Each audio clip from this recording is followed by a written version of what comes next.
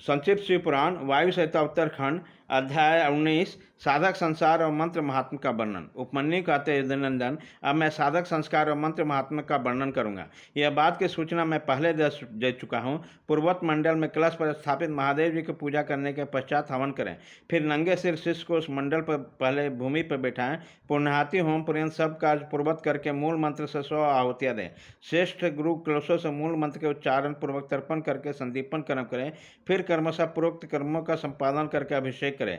तत्पश्चात गुरु शिष्य को अंतिम मंत्र दें। वहाँ विद्योपदेशांत सब कार्य विस्तार पूर्वक संपादित करके पुष्पयुक्त जल से शिष्य के हाथ पर सभी विद्या को समर्पित करें और इस प्रकार कहे, तबे ही का मुस्लिम क्यों सर्व सिद्धि फल प्रद भवतेश महामंत्र प्रसादं तपरमेष्ठन। सौम्य, यह महामंत्र परमेश्वर शिव की कृपा प्रसाद से तुम्हारे लिए यही लौकिक तथा पारलौकिक संपूर्ण सिद्धियों को फल देने वाला। ऐसा कहकर महादेव जी की पूजा करके उसकी आज्ञा के लिए गुरु साधन का उपदेश और श्री योग का उपदेश दें। गुरु के इस उपदेश सुनकर मंत्र साधक सिद्ध अपने सामने ही विनियोग करके मंत्र साधन आरंभ करें। मूल मंत्र के साधन को पुनश्चरण कहते हैं, क्योंकि विनियोग नामक कर्म सबसे पहले आचरण में लाने योग्य है। यही पुनश्चरण शब्द की व्युत्पत्ति है। मुमुक्षु के लिए मंत्र साधन अत्यंत कर्तव्य है, क्योंकि किया हुआ मंत्र साधन इहलोक और परलोक में साधक के लिए कल्याणदायक होता है। शुभ दिन और शुभ देश में निर्दोष समय में दांत और नख को साफ करके अच्छी तरह स्नान करें और पूर्वात कालिक कृत्य करके पूर्ण करके यथा प्राप्त गंधक पुष्पमाला तथा आभूषणों से अलंकृत हो। सिर पर पगड़ी रख, दुपट्टा ओढ़, पुरुषतः श्वेत वस्त्र धारण करके देवालय में, घर में या किसी पवित्र तथा मनोहर देश में पहले से अभ्यास लाए हुए सुखासन पर बैठकर शिव शास्त्रोक्त विधि के अनुसार अपने शरीर को शिव रूप बनाएं। फिर देव देवेश्वर नकुलेश्वर शिव का पूजन करके उन्हें खीर के नैवेद्य अर्पित करें।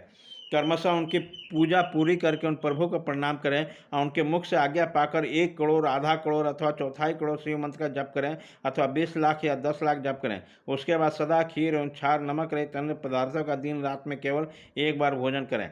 अहिंसा, क्षमा, सम, मनोनिग्रह, दम, इंद्रिय संग्रह का पालन करता रहे। खीर न मिले तो फल मूल आदि का भोजन करें।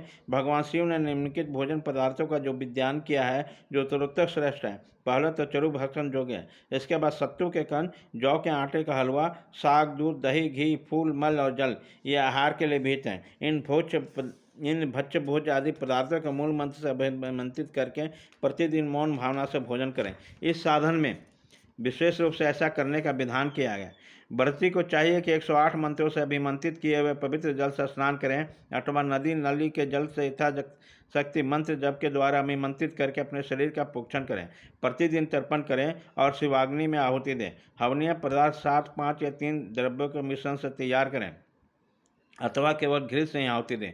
जो शिव भक्त साधन इस प्रकार के भक्ति भाव से शिव की साधना या आराधना करता है, उसके लिए यह लोक और परलोक में कुछ भी दुर्लभ नहीं है। अथवा प्रतिदिन बिना भोजन किए एकाग्रचित होकर 1 सहस्त्र मंत्र का जप किया करें। मंत्र साधनों के बिना जो ऐसा करता है, उसके लिए न तो कुछ दुर्लभ है और न ही कहीं उसका मंगल होता है। वह इस लोक में विद्या, लक्ष्मी और सुख पाकर अंत में मोक्ष प्राप्त कर लेता है। साधन, विनियोग तथा नित्य नियमित कर्म में क्रमशः जल से, मंत्र से, भस्म से भी स्नान करके, पवित्र शिखा बांधकर, योगपीठ धारण करके, कुश के पवित्र हाथी में ललाट में त्रिपुंड लगाकर रुद्राक्ष की माला लिए पंचाक्षर मंत्र का जप करना चाहिए। अध्याय 19 खत्म।